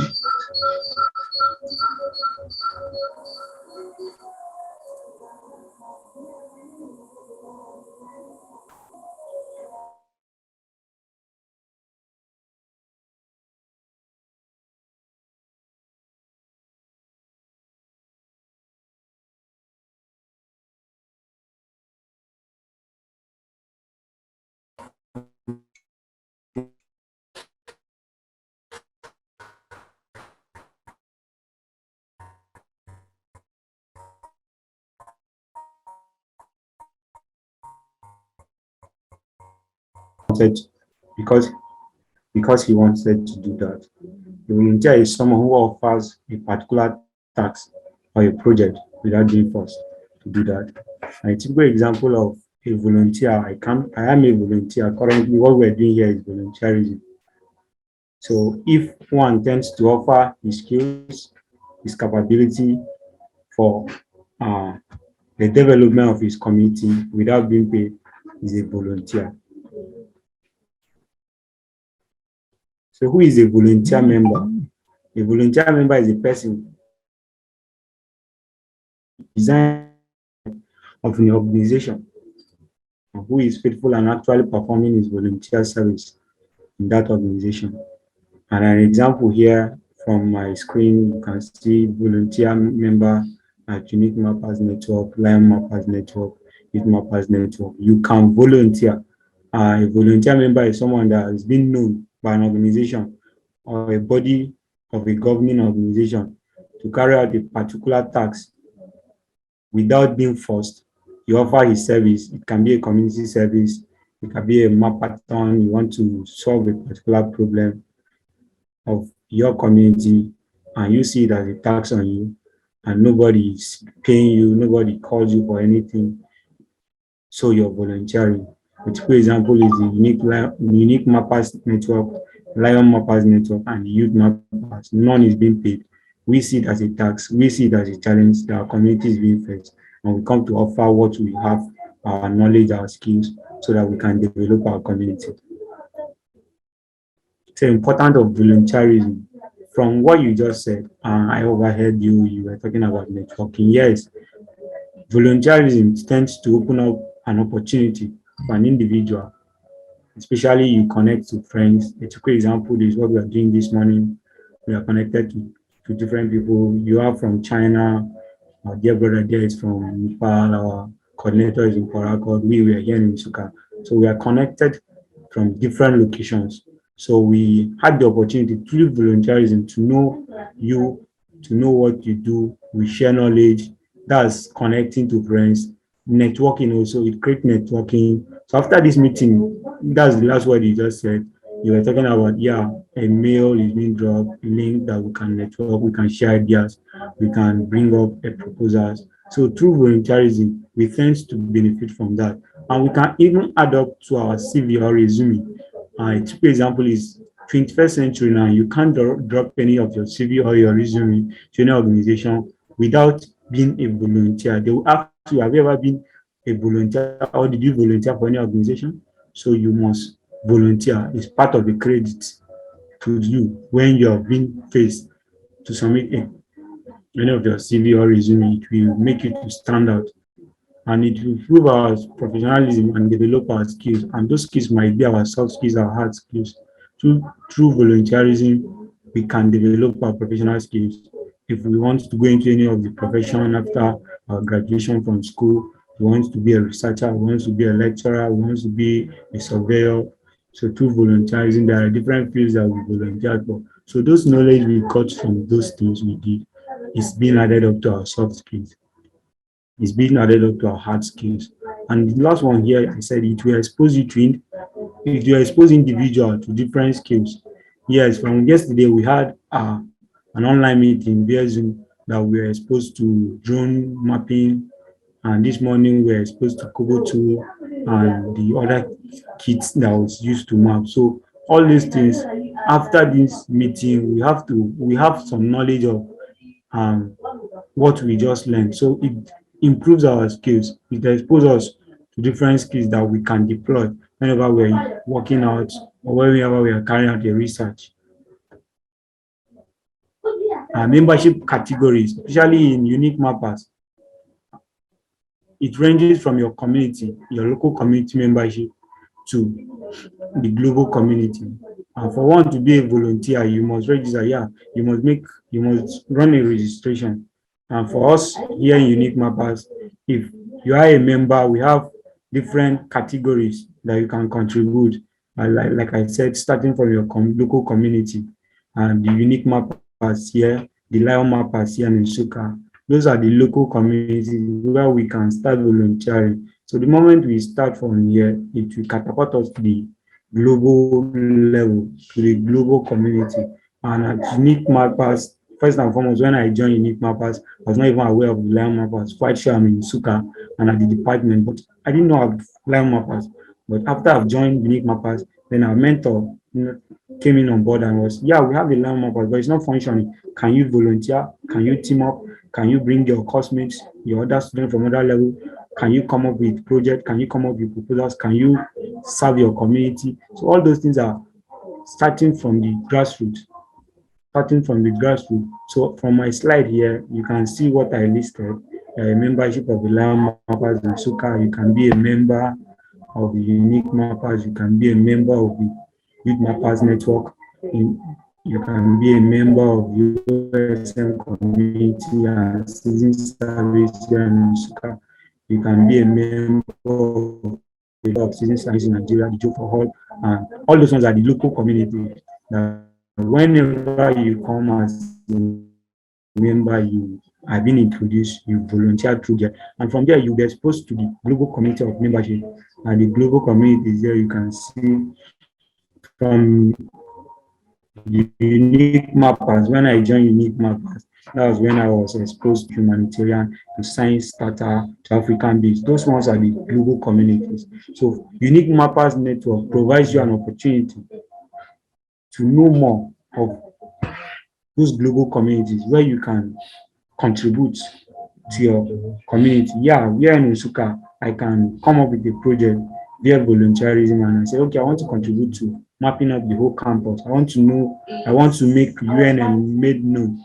Okay, I want to make UNN to be the global top. Whenever a researcher wants to come to UNN and is asking, where is UNN? You can go on OpenStreetMap and type and UNN will pop up. So through that volunteer, we conduct a mapathon at our community level. So from there, at the global level, someone can, okay, from America, from other parts of the world, come on, okay, this is a project that's ongoing. So we are contributing, you're being a volunteer, you are giving out your community service as a volunteer. So at Unique Mappers, we provide opportunities for local mappers at the local community level to a global level.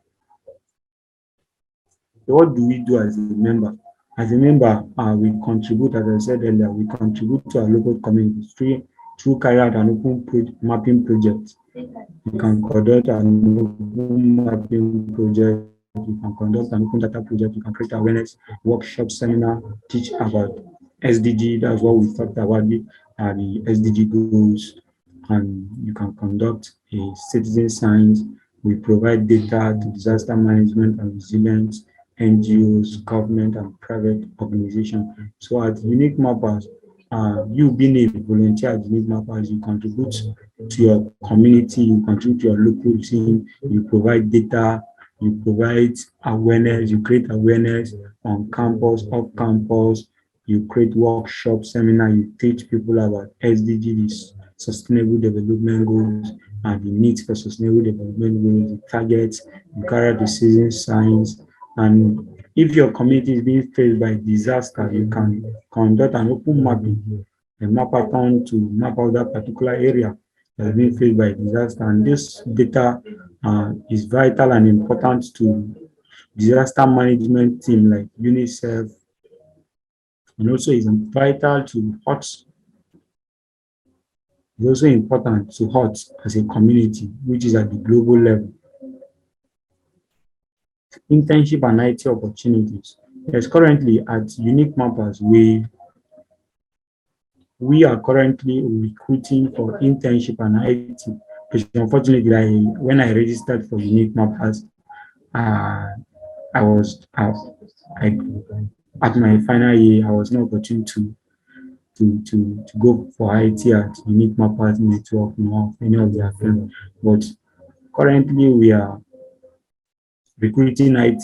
One of our third year students has been given a chance to run his IT at Unique Mappers team, and we offer both undergraduate internship, we offer graduate internship and postgraduate internship for students who wants to learn, who wants to know more, who wants to contribute to their community, who wants to contribute to the open data, who wants to contribute to OS, and who wants to contribute to HotMap. So at Unique Mappers, we offer opportunities where you can learn, you can adopt your skills, you can adopt your resume, and you can be outstanding, especially at the 21st century, whereby skills and IT and ICT is being leading.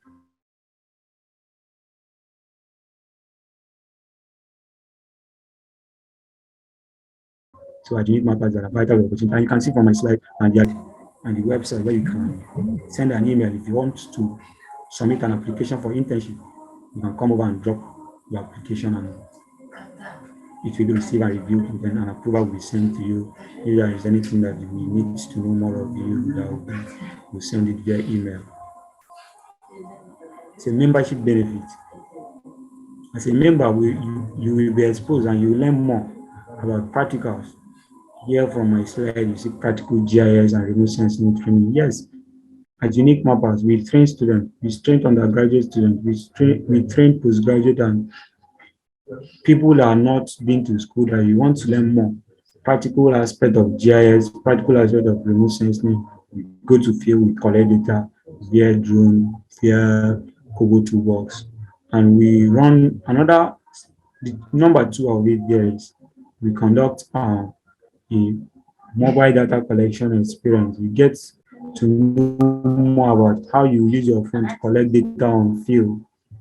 How you use your phone to collect data on field. The last presenter before me came up and he displayed how we use our phones, how we use our devices to get data. So at Unique Mappers, we expose students to mobile collection data experience. You get to know more how you go to field and get data. We carry out OpenStreetMap projects. You get this experience when you come to Unique Mappers. As a member, that's another benefit of what you get.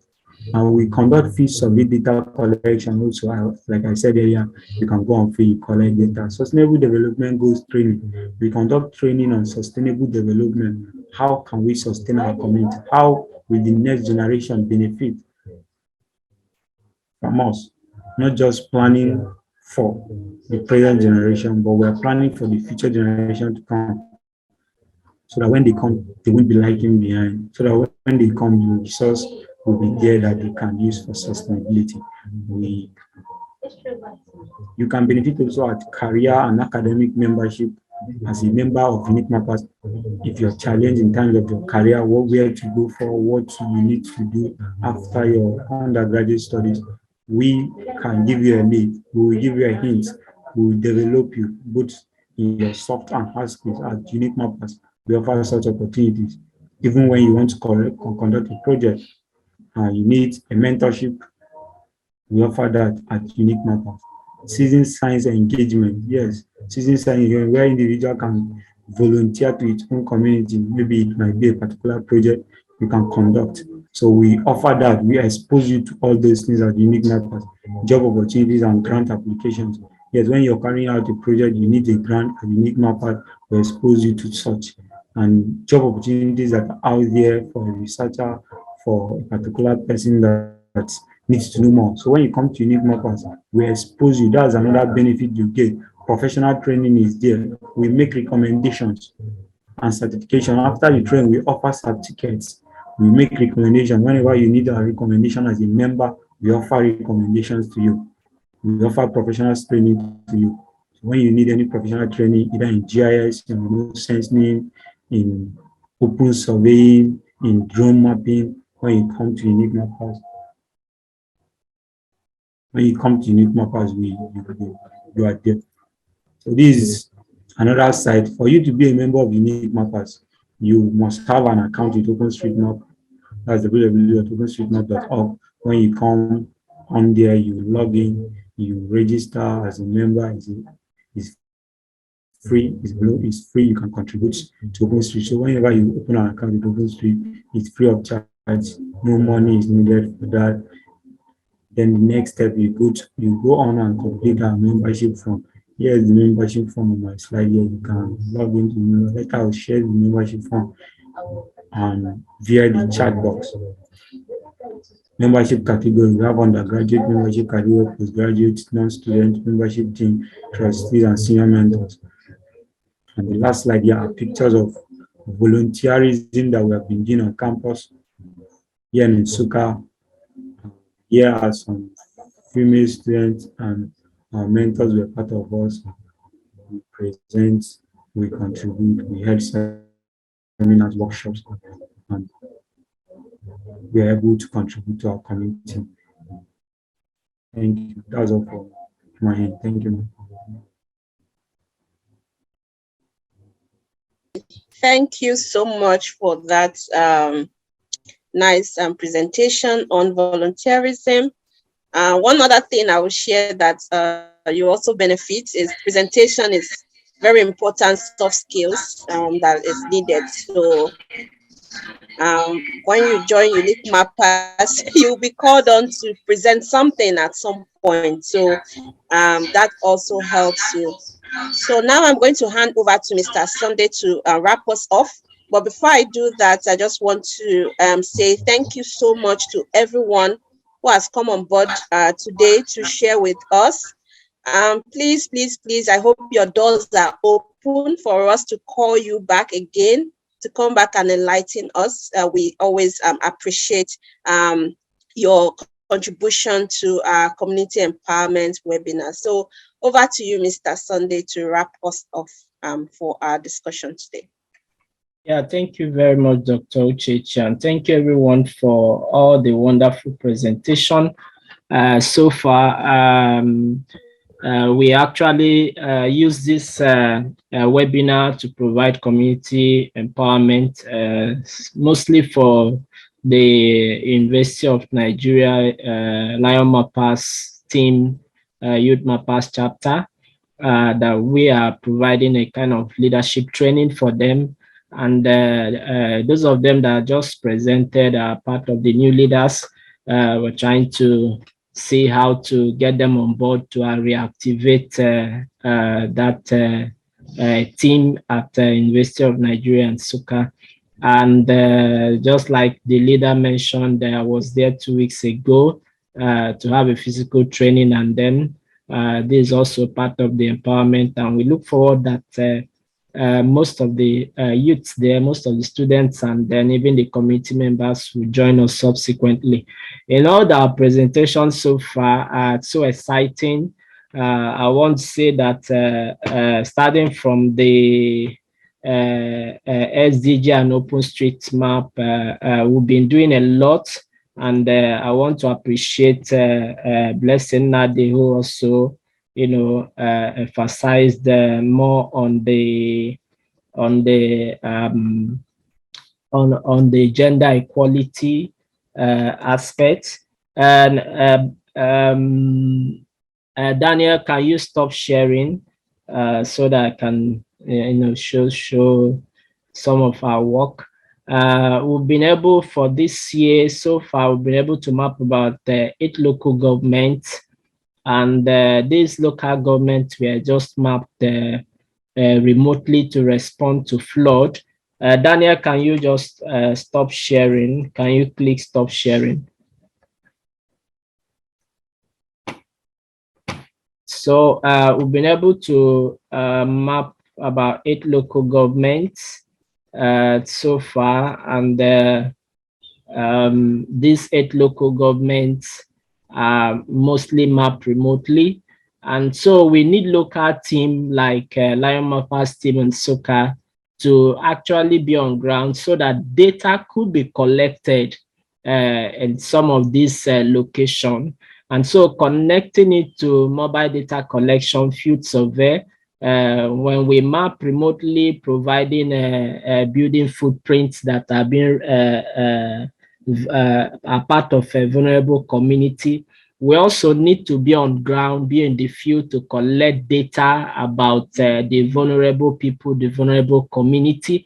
And that is the reason why we are building up local community in various universities and being supported by the YouthMappers chapters, which of course LionMappers team is one of them. So when we have local teams like that, it will help us to go in the field, go to such areas and collect field data. For instance, looking at the 8 local government we've been able to map so far this year, you can see Ebonyi State. In Ebonyi State, we have Afikpo North. We will be interested in knowing, just beside knowing the buildings that are vulnerable or that have been highly vulnerable to flooding this year, we want to know the perception of the inhabitants, the perception of the vulnerable people there. What about the women? Is this flood affecting the women there? And that is where we, we bring in the SDG 5 that Nnnadi, Blessing Nnnadi presented on. And for us to actually collect few data, we need tools, open tech, such as OpenMapKit, Kobo Toolbox to enable us go to the field.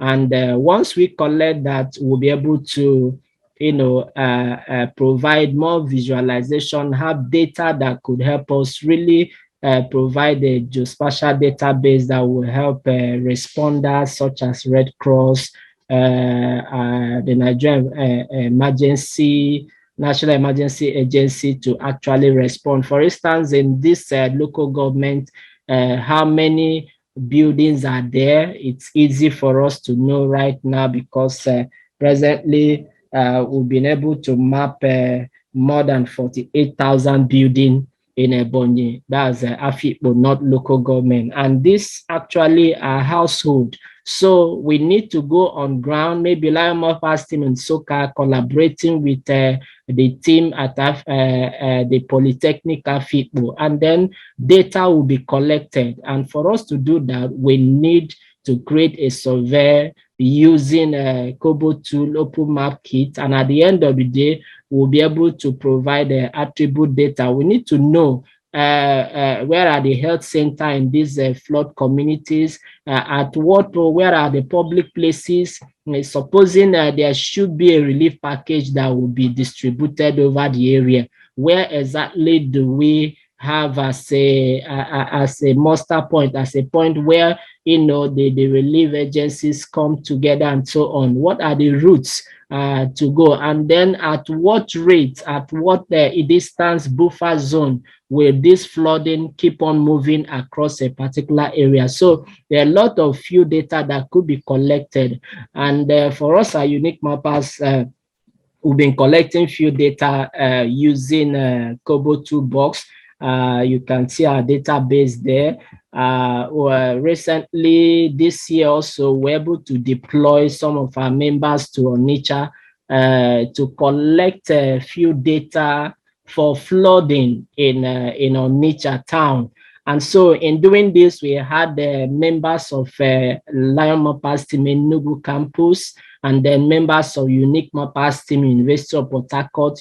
We deployed them, I think about 5 or 6 of them, to Onitsha town, and they were in a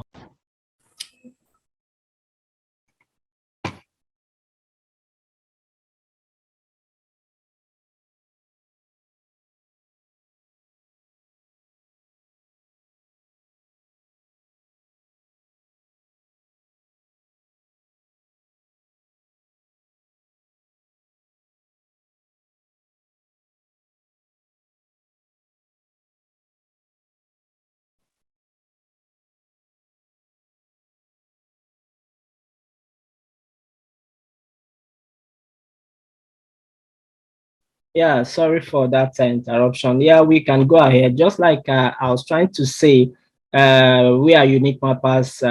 We've been using this Kobo toolbox as one of our mobile data collection tool. And so when we engage volunteers, we don't just, teach them and then give them training and leave them there. No, we also deploy them for field data collection. For instance, this field data collection was done for a researcher, a PhD researcher at University of Nigeria Nsukka campus, who needed about 600 survey being administered to see the risk assessment of flood in Onitsha. And so you could see the points, the various points at which this survey was administered. And so we had about 6 of them deployed, and they were in a hotel for about 3 days collecting data, administering 500, about 600 survey. And while they were doing that, I was getting them back immediately as they submit. And so this helps us to, provide a report for this particular research. And so we look forward that we don't just end here. We now look forward that right there at University of Nigeria Nsukka, in collaboration with LionMappers team, we could provide technical assistance to researchers, the lecturers, the postgraduate students, the current final year student who wants to administer questionnaire, who wants to collect data from the field in any part of Enugu State, in any part of Nigeria. And then we'll be able to deploy our members, and they will be able to collect this data and automatically to analyze. And one good thing with this is that it helps us to validate our field data, because I discovered that when it comes to research, sometimes you find out that when we tend to go with paper questionnaire, you could see some researchers that just want to be fraudulent about that. They'll just collect about 1,000 questionnaire and then go to a hostel, go to a particular place and complete 1,000 questionnaire survey on their own. And once they do that, they come back with the data and tell you that, oh, they've gone to the field. No, but this, when we make use of our Kobo tool, we make use of our mobile data collection tool, it helps us to validate that actually that researcher went to the field, because for every respondent that is being attended to, the coordinates will be collected. And just like the moderator also asked, we could as well, if our sample, if our population is to be virtually sampled, then we just share the link across the virtual platforms, Facebook, using a buffer zone, whatever link we want to use. And then as they are completing it, it gives giving us the coordinate of the respondents. And for the one we collected during the COVID-19, that was last year, we had to assist an NGO that was distributing food, palliative in Abuja.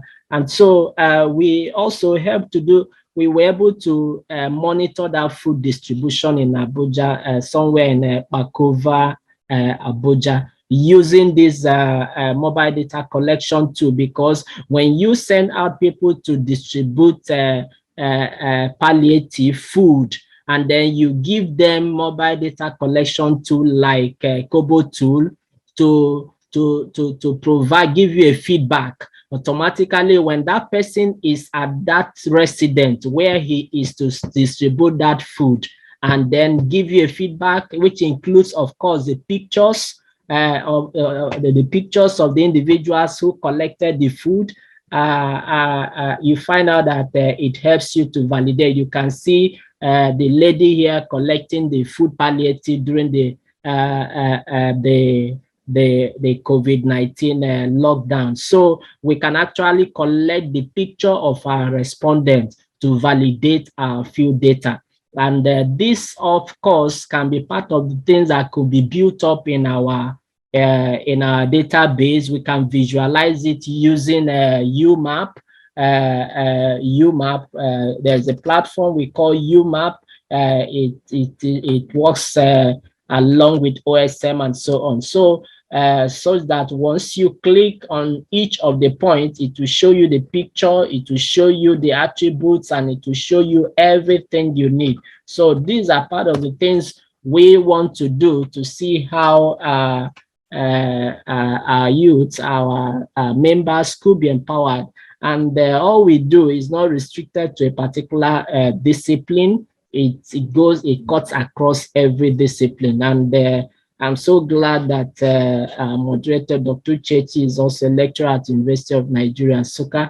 And we look forward that with what we've learned today, we'll have a more active team at University of Nigeria Nsukka, so that even at the forthcoming International Women's Day, like Blessing presented, we will be having a more robust event at that at University of Nigeria Nsukka, just like we had last year during our International Women's Day. You could see the LionMappers-Team-Nsukka Facebook.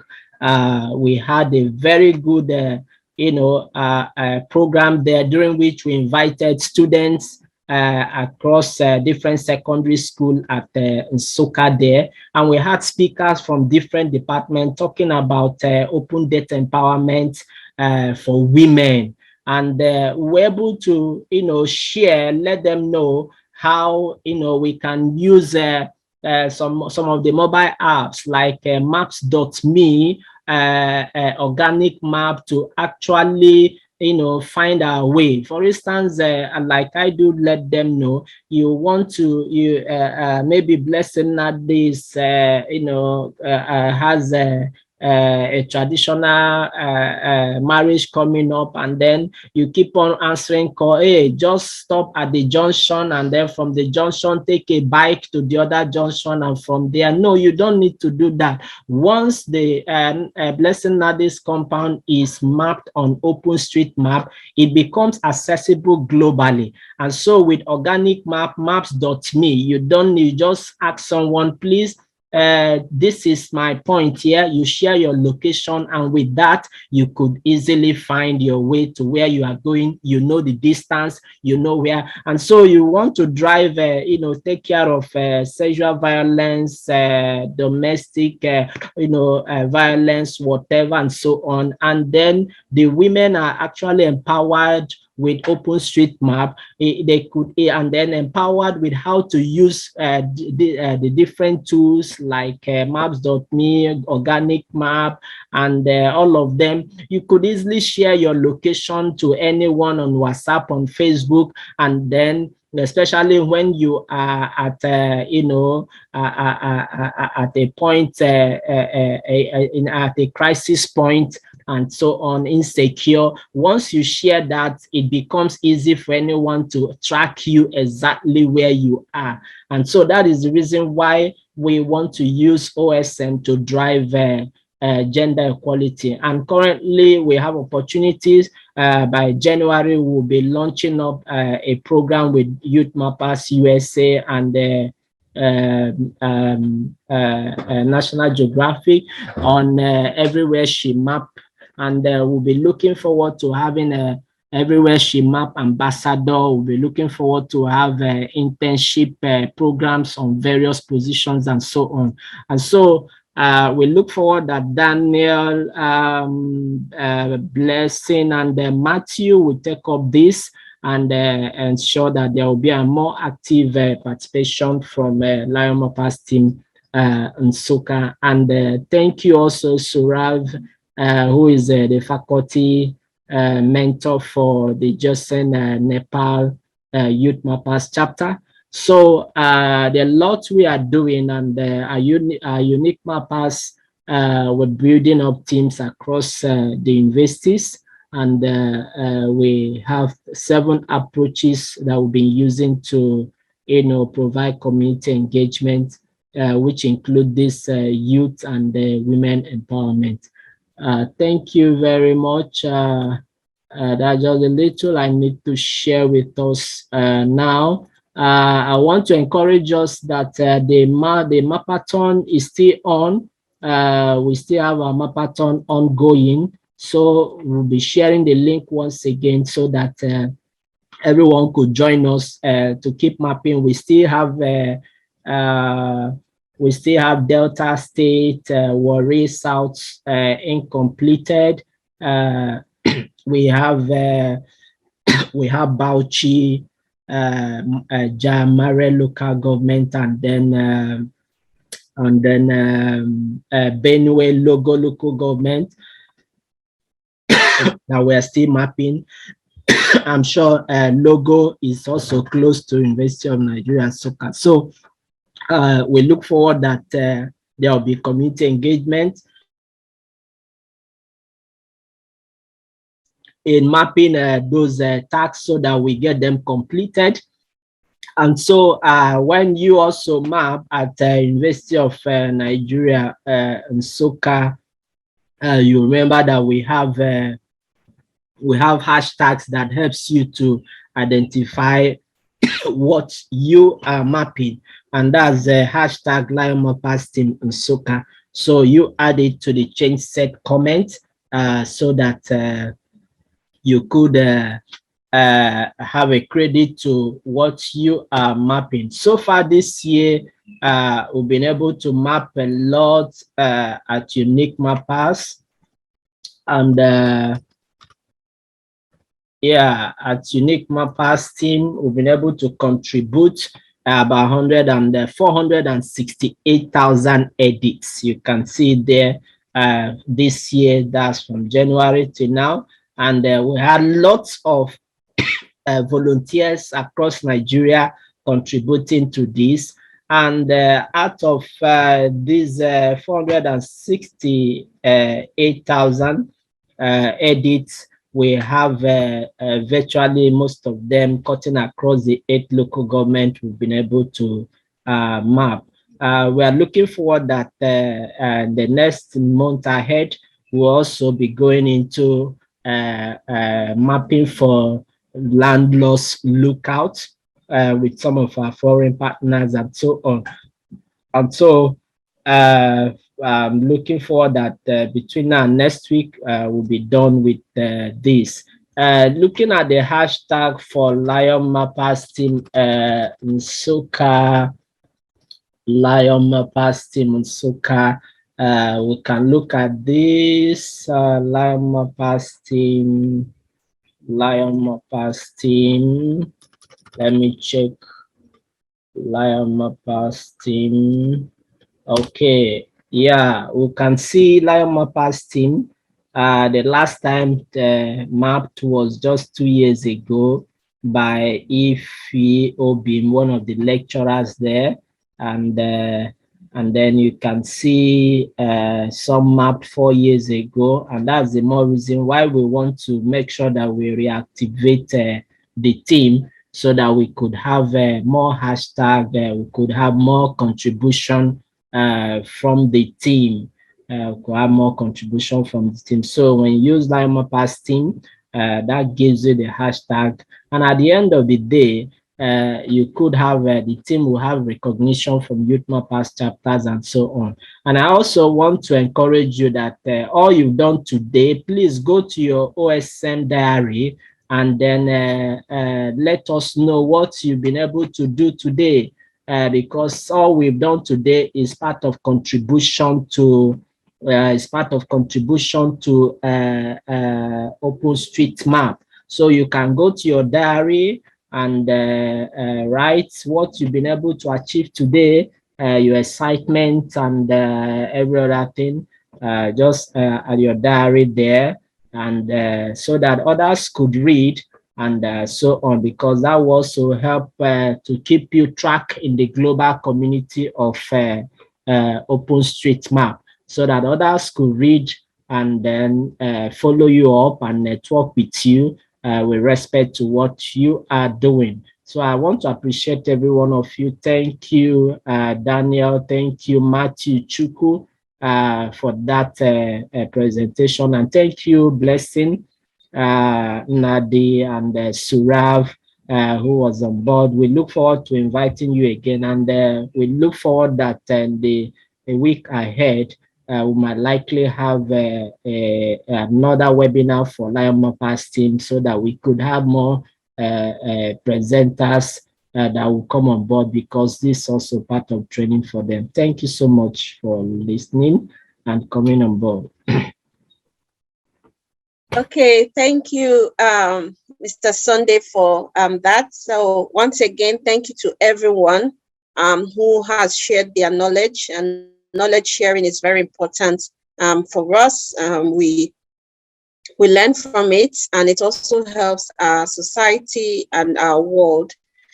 So thank you so much. And like Mr. Sunday said, we might have a webinar, so please do let your friends, your colleagues know about our community empowerment webinar, and also as Daniel shared, how they can join their local community. And we will think hard about how we can come up with interesting ways to drive gender equality come 2022, because SDG 5 is one of the key components of our mandate at YouthMappers. So all the best from me. Have a wonderful weekend, and hope to see you again. So bye-bye. Bye. Thank you. Bye. Thank you. Bye. Bye. Bye. Thank you. Yeah, maybe we could have your videos on, so that the moderator could give us a photograph. Yeah, can you on your video? Daniel,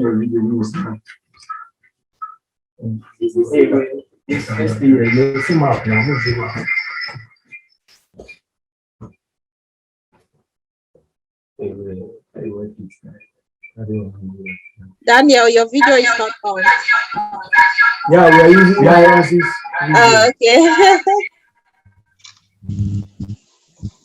Bye. Bye.